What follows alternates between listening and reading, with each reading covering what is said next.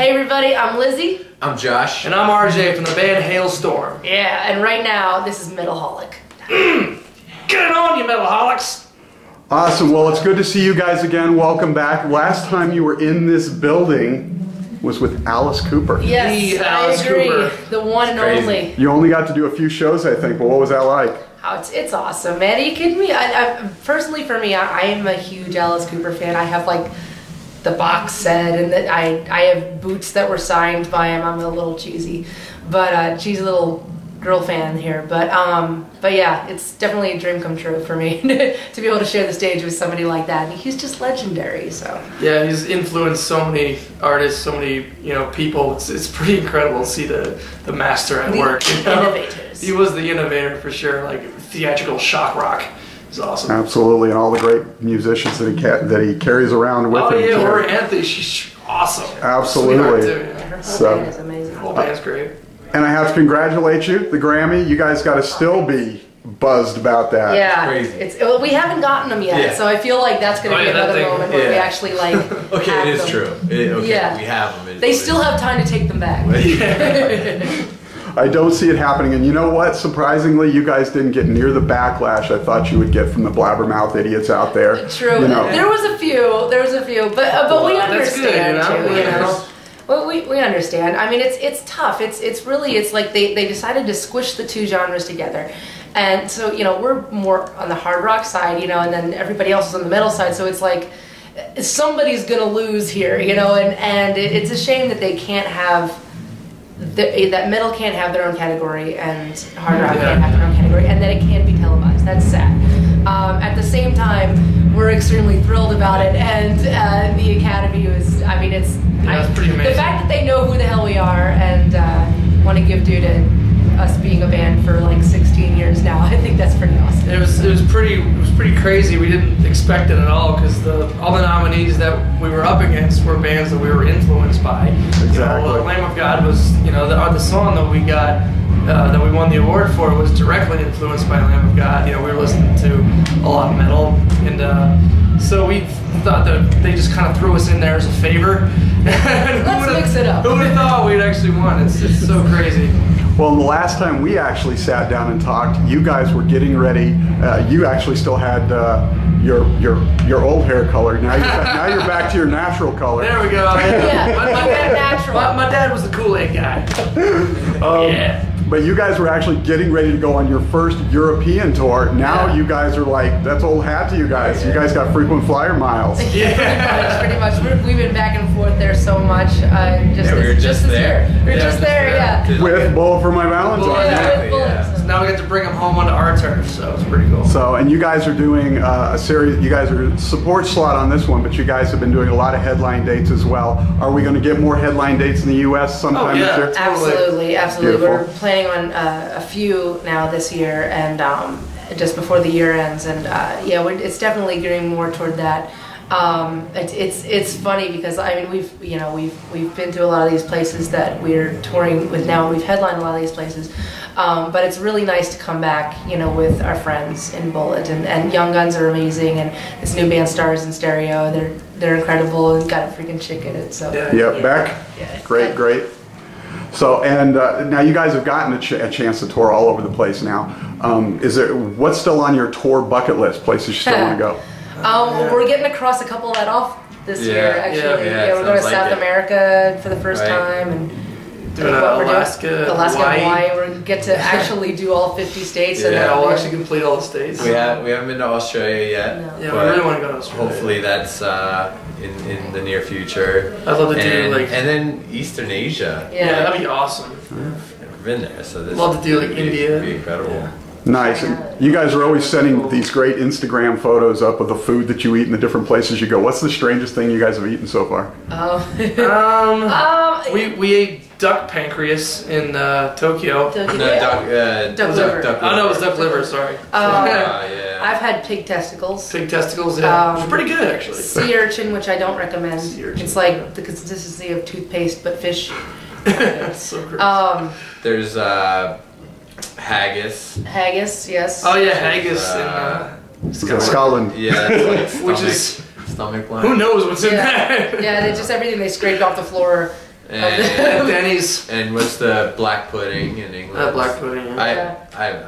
I actually haven't tried that. No yet. interest in trying that. Yeah. Just acquired taste. Didn't Justin try that? Justin tried it. He was scarfing it, and then you found out what it was And later. we told him what it was. Yeah. Coagulated pig blood, I think. Yeah. Right? Yeah. So yeah. Oh yeah, but we're kind of a we'll try anything once type of band. So. What about the raw Kobe beef sashimi in Tokyo? That was really good, actually. Yeah. Raw beef. I was like, ooh. Well, you guys have done 1,000 interviews about the Strange Case of, so I'm not going to pick your brain too much on that. But there is one question I had to ask, and I put it in my review when I did the album. You've always been about empowerment and everything. And when I first heard I Miss the Misery, your last single, I immediately thought, and maybe I'm hearing it wrong, but does this not sort of go against your theme of empowerment? Am I overthinking it? Kind of. It's more or less drawing attention to something that's extremely real. And for me, I'm kind of, it's still a little tongue-in-cheek, so I'm kind of making fun of it. But I think it's hilarious, especially in the days of Facebook, whereas it doesn't matter if you completely hate your ex's guts, if your ex-friend, ex-boyfriend, girlfriend, whatever, if you're completely over them, you would still find yourself trolling the internet at 4 a.m. on their Facebook and be like, why are they skiing with her? They never ski with me, it's like, it's completely retarded, and he hates skiing, yeah. So, in a lot of ways, we feed on the drama as people, and we kind of need it, I mean, think about like the catastrophes that happen around the world. It's like everyone's just glued to their television, and it's like, Jesus, you never hear anything positive. And so, yeah, it was kind of my take on that, but I think that's something that everybody goes through at some point. I think it kind of shows that we're no different than anybody else when it comes to that kind of thing. Everyone kind of feels that at some time where they just miss the misery or whatever. So. Well, I think Miss the Misery. We all have that part of us too, where when we get down about something, every once in a while, even being down feels a little bit good, and you don't want to give it away too soon. Yeah, well, think about like when you have a breakup. Why do you listen to all the sad songs? Right. Yeah. I do that actually, which is terrible. Like,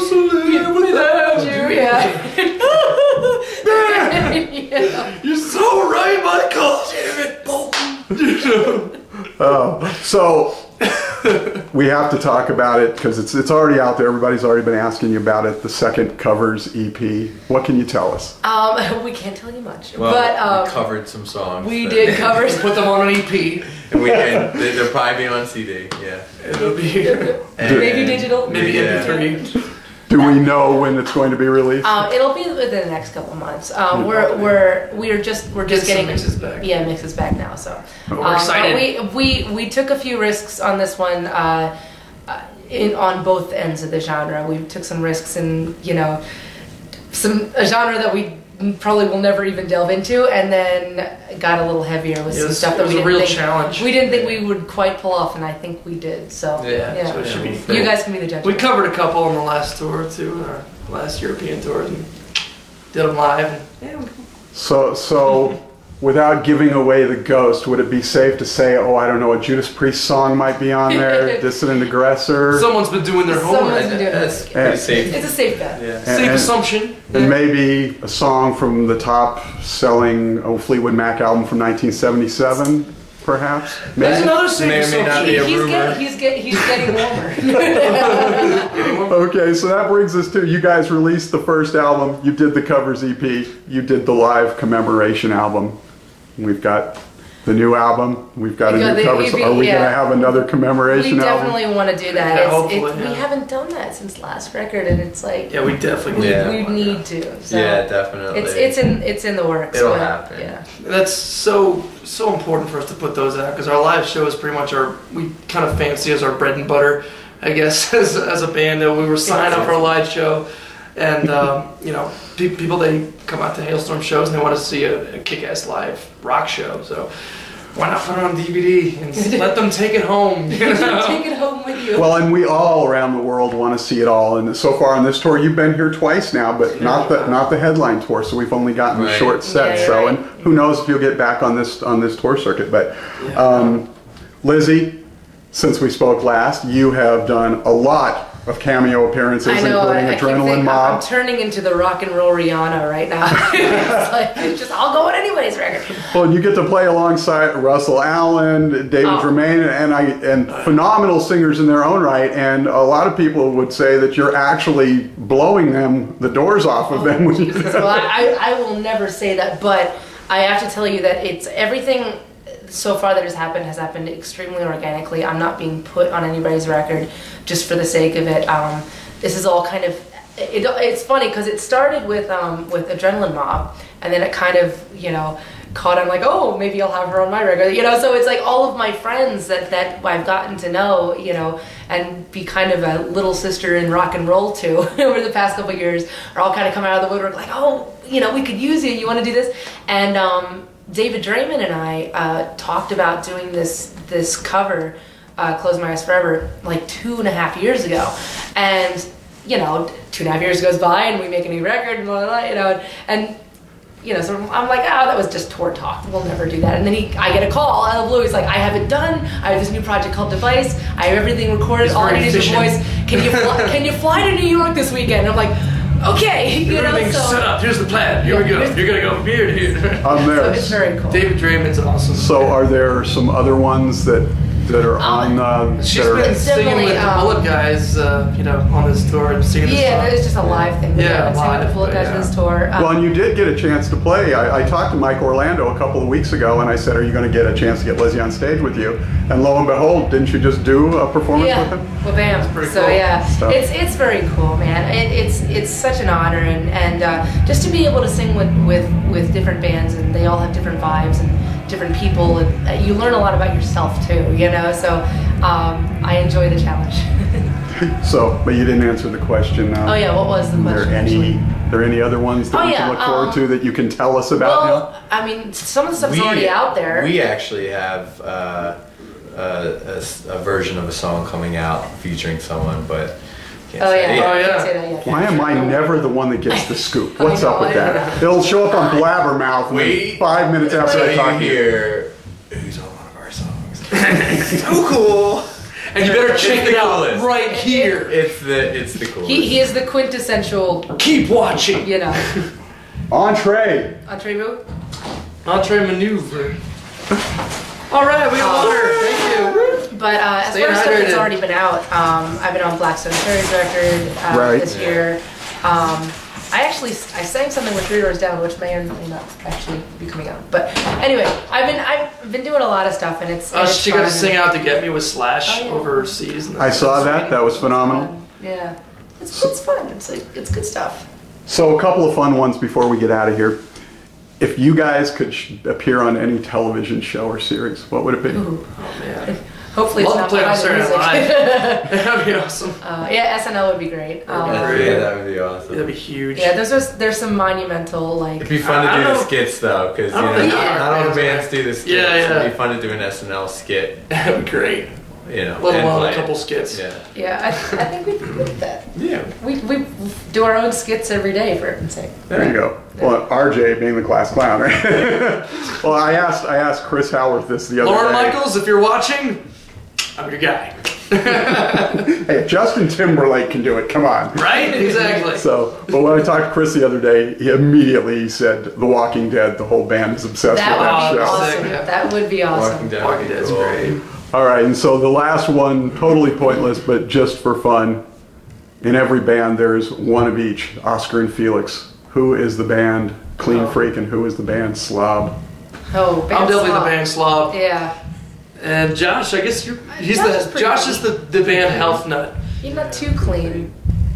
I don't know. We're all pretty clean. You know, yeah. being on tour, there's 2 women on tour, a singer and a merch girl. You learn pretty quick to put the toilet seat down, wipe off the sink when you're done with it, put your clothes away, you know, put dryer sheets in your shoes. Merch girl used to leave her stuff strewn about, but she's been good, and everyone we're clean. Yeah. We're a clean group of. I'm a very lucky girl. Like they all pretty much. We're like Mr. The Clean. only thing sometimes is that he'll hang up his sweaty clothes. Oh yeah. Somebody will get clotheslined with it. And be like, no. You know, spider web. As a drummer, you sweat a lot, and yeah, so. Oh, and I saw this the other day again when you were posting photos and whatnot. Your dad actually made you a drum cage when you were a kid.